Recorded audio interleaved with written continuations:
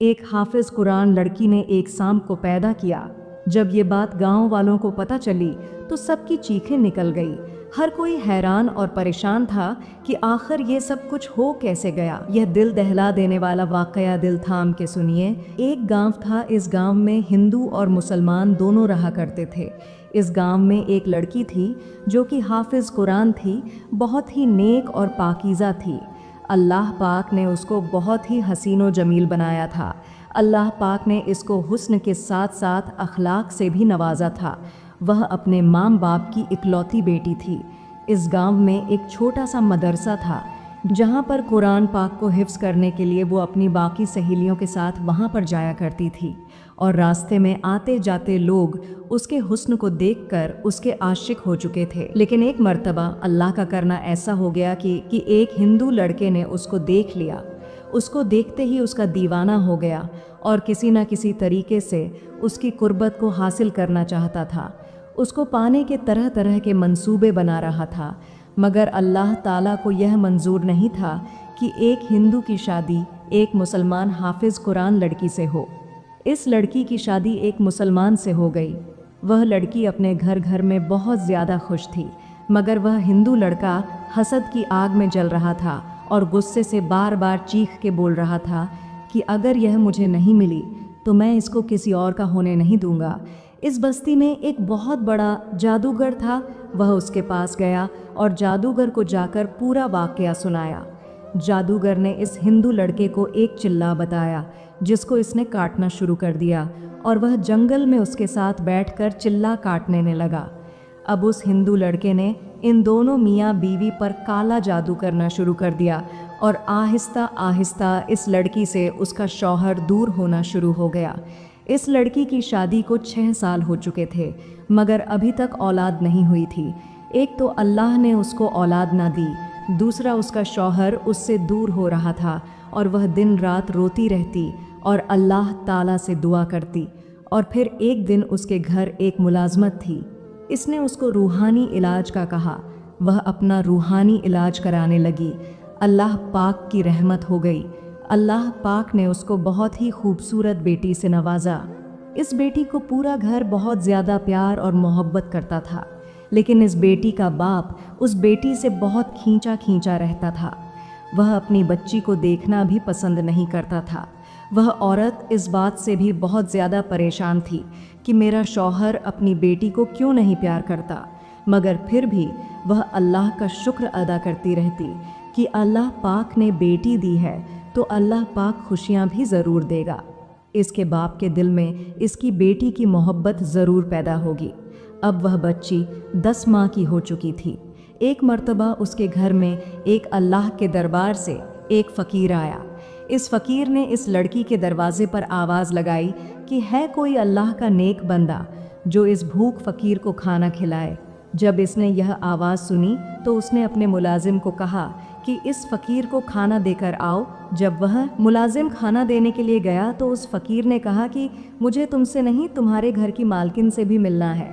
मुलाजिम ने जाकर अपनी मालकिन को बताया तो वह ना जाने क्यों इस फ़कीर से मिलने के लिए दरवाजे पर आ गई। हालांकि वो बहुत ही बापर्दा औरत थी, ऐसे ही बाहर नहीं निकलती थी। बाहर गई तो फ़कीर ने उसे कहा कि तुम मुझे अपने हाथों से खाना दो। उसने अपने मुलाजिम से खाना पकड़ा और इस फ़कीर के आगे रख दिया। फ़कीर ने कहा कि बेटी मुझे पानी नहीं लाकर दोगी। इस लड़की ने अपने मुलाजिम को हुक्म दिया कि पानी लेकर आओ। मुलाजिम ने पीतल के बहुत बड़े गिलास में पानी लाकर दिया। उसने वह पानी पकड़ा और उस फ़कीर को दे दिया। जब फ़कीर ने इस गिलास में देखा तो उसने कहा, इस पानी में तो सांप है। यह औरत सुनकर हैरान हुई कि यह कैसे हो सकता है, पानी मैंने खुद आपको पकड़ाया था। इस फ़कीर ने कहा कि बेटी तुम्हारे ऊपर काला जादू किया गया है। यह सुनकर वह लड़की बहुत हैरान हुई और कहने लगी कि मेरे ऊपर कोई काला जादू क्यों करेगा, मेरा कोई दुश्मन नहीं है। मगर वह फ़कीर बार बार इस लड़की को बोल रहा था कि तुम पर काला जादू किया गया है ताकि तेरे शौहर को तुझसे दूर किया जा सके और तेरी कोई औलाद ना हो। यह सुनकर वह लड़की हंसने लगी और कहने लगी, अरे बाबा, मैं यह तुम्हारी बात कैसे मान लूँ? अल्लाह पाक ने तो मुझे इतनी खूबसूरत बेटी से नवाजा हुआ है। मैं आपको इस बेटी से वाती मगर इस वक्त वह सो रही है। यह सुनकर इस फकीर ने कहा कि बेटी, अंदर जाकर देखो, तुझे मेरी बात पर यकीन आ जाएगा। तुम्हारी बेटी सो नहीं रही, वह मर चुकी है। यह सुनते ही उसके ऊपर तो जैसे आसमान ही गिर पड़ा। वह दौड़ती हुई अंदर गई। उसने अंदर जाकर देखा, अपनी बेटी को वह सचमुच मर चुकी थी। वह रोती चीखती हुई दरवाजे पर दौड़ती आई, मगर उसने देखा कि वह फ़कीर तो वहाँ मौजूद ही नहीं था। उसने फ़ौरन मुलाजिम को कहा कि जाओ देखो फ़कीर कहाँ गया। उसके मुलाजिम ने फ़कीर को बहुत तलाश किया, मगर वह कहीं न मिला, क्योंकि हैरान था हर कोई कि यह छोटी सी मासूम बच्ची कैसे मर गई, और वह फ़कीर कौन था जिसने इस बच्ची के मरने की खबर दी। इसकी बेटी को मरे हुए 1 साल का अरसा हो चुका था। अल्लाह पाक ने उसको एक और बेटी दी, और वह बेटी इस बेटी से भी ज़्यादा खूबसूरत थी, और वह किसी को भी अपनी बेटी को नहीं देखने देती थी, क्योंकि वह डर चुकी थी कि मैं पहले ही एक बेटी खो चुकी हूँ। अगर इस बेटी को कुछ हो गया तो मेरा क्या होगा। अब वह बेटी 3 साल की हो चुकी थी, और वह औरत बहुत ज़्यादा खुश थी। और 3 साल बाद उसके दरवाजे पर फिर वही फ़कीर आया, और उसकी नौकरानी इस फ़कीर को खाना देने गई। इसने इस फ़कीर को पहचान लिया, और वह दौड़ती हुई अपने मालकिन के पास गई। जाकर कहने लगी कि मालकिन वही फ़कीर आया है जिसने आपको पहली बेटी के मर जाने की खबर सुनाई थी। ये सुनकर तो वह डर गई और जल्दी से अपनी बेटी के पास गई। उसने देखा तो उसकी बेटी सही सलामत सो रही थी। जब उसने देखा कि मेरी बेटी सो रही है, उसने सुकून का सांस लिया और अपनी मुलाजिम को कहने लगी कि जाओ इस फ़कीर को खाना देकर रुखसत कर दो। उसकी मुलाजिम ने ऐसे ही किया। जब उसने खाना दिया तो उस फ़कीर ने खाना लेते वक्त कहा, इस घर की मालकिन पर काला जादू किया गया है। वह मेरी किसी बात पर यकीन नहीं करती। इसको बताओ कि वह अपना इलाज कराए। इस घर की कोई भी औलाद नहीं बचेगी। वह लड़की कभी माँ नहीं बन सकती। इस मुलाजिम ने जब यह बात आकर अपनी मालकिन को बताई तो वह जारों के तार रोना शुरू हो गई। इस मुलाजिम ने अपने मालिक को पैगाम भेजा। उसका शौहर फ़ौरन ही घोड़े पर बैठकर घर आया, और वह जैसे ही घोड़े से उतरा, उस घोड़े ने अजीबोगरीब हरकतें शुरू कर दीं। इसने अपने पाँव से इस घर के सहन में ज़मीन को खोदना शुरू कर दिया। घोड़े की यह हरकत तो हर कोई बहुत ही हैरत और ताज्जुब से देख रहे थे, और सोच रहा था कि इस घोड़े को क्या हुआ है, और यह इस तरह हमारे घर में आखिर इस तरह एक घड़ा क्यों निकाल रहा है। अभी यह सब सोच रहे थे कि अंदर से वह बेटी उठकर भागती हुई आई। इससे पहले कि उसको कोई पकड़ता, वह फ़ौरन ही इस घड़े में गिर गई। जैसे ही इस मासूम बच्ची को निकाला गया तो वह मर चुकी थी। इस हादसे के बाद उस औरत को यकीन हो चुका था कि वह फ़कीर जो भी कह रहा था सही कह रहा था। उसने किसी बहुत बड़े आलम से राब्ता किया, और इस इलाज के दौरान ही उसको अल्लाह पाक ने एक और बेटी से नवाज दिया। अब वह और उसका शौहर डर रहे थे कि अगर हमारी इस बेटी को कुछ हो गया तो हमारा क्या होगा।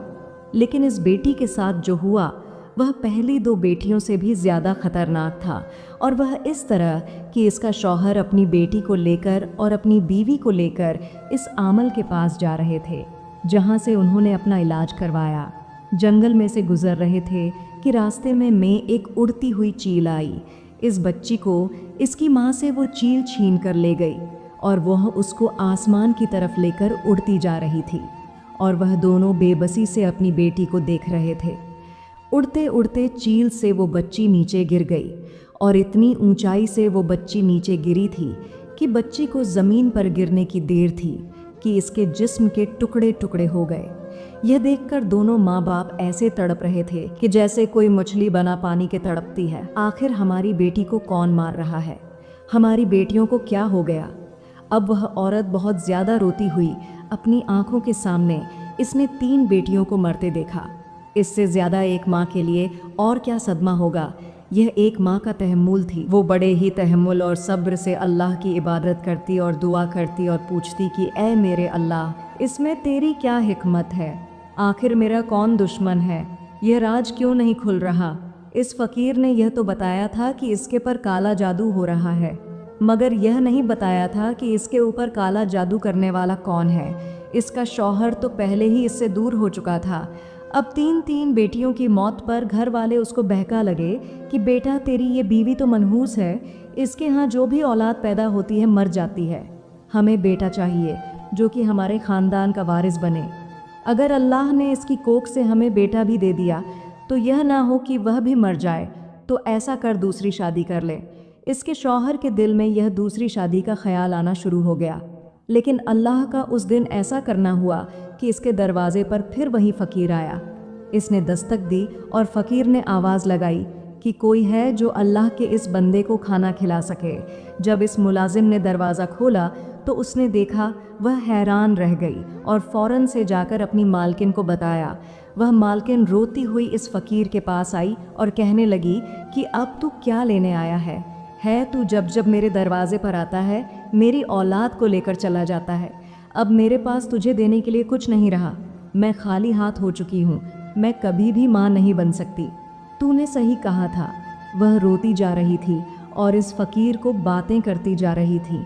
इस फ़कीर ने कहा कि अगर तुझे मुझ पर यकीन हो, मुझे अपने घर जाने की इजाज़त दो, मुझे ख़ास तुम्हारे काम के लिए ही भेजा गया है। इस औरत ने इस पर यकीन किया और इस फ़कीर को अपने घर लेकर चली गई। इस फ़कीर ने पूरे घर के चक्कर लगाए और फिर एक जगह बैठ गया और कहने लगा कि मुझे किसी बर्तन में पानी लाकर दो। इस मुलाजिम ने पानी लाकर दिया और इस फ़कीर के आगे रख दिया। वह फ़कीर काफ़ी देर तक इस पर कुछ पढ़ता रहा और बाद में उसको कहा कि देखो इसमें तुझे क्या नज़र आता है।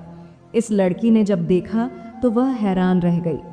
इसमें एक बहुत बड़ा काले रंग का सांप था। वह चीख मारकर पीछे हट गई और इस फ़कीर ने कहा कि तुमने अपनी आँखों से देख लिया न कि तुम पर काला जादू किया गया है, और इसी जादू के ज़रिए ही आपके पेट में एक काला सांप बैठा दिया गया है जो आपके हर बच्चे को मौत के गांठ उतार रहा है। इस लड़की ने कहा, मेरे तो बच्चे सही सलामत पैदा होते हैं।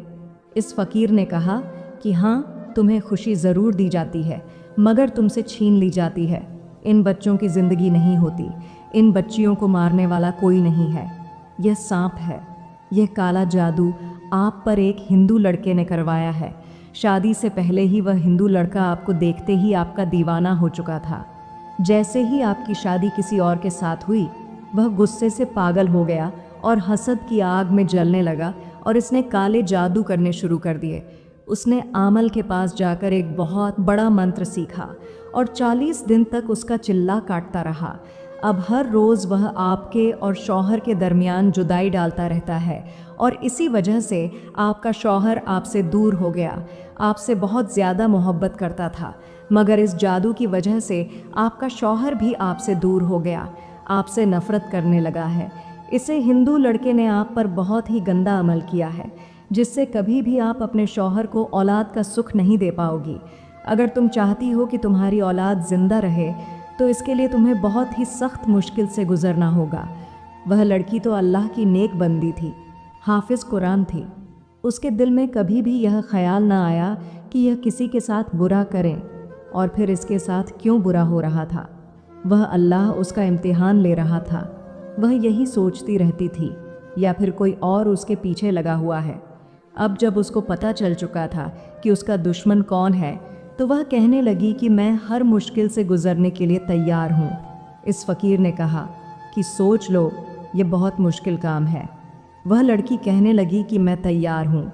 इस फ़कीर ने कहा कि अपनी औलाद को बचाने के लिए तुम्हें इस सांप को पैदा करना होगा, ताकि जो भी बचे इसके बाद पैदा हो वह महफूज रहे।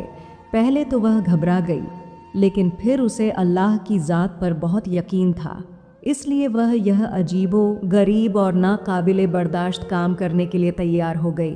फ़कीर ने इस लड़की को कुछ अमल बताए जो कि इसने इसी रात खामोशी से करने थे।